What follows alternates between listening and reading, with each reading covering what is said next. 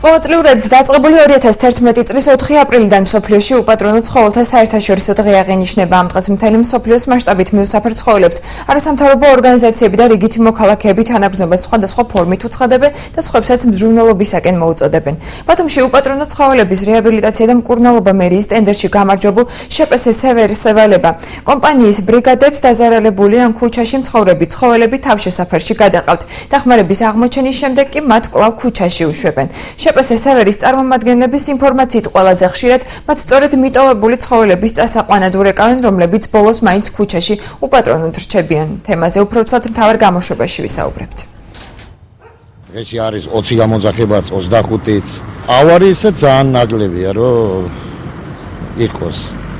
და ისე ძირითადი გამოძახება და აი რომ არ უნდათ ავია რაღაცა ასეთები. ვაბარებთ კლინიკაში მიეხვავ ჩვენ, იქ კურნალობენ, იბირკება ჩვეულებრივად, ყურსაგიდი ებმება და ვუშვებთ ისევ ქალაქში.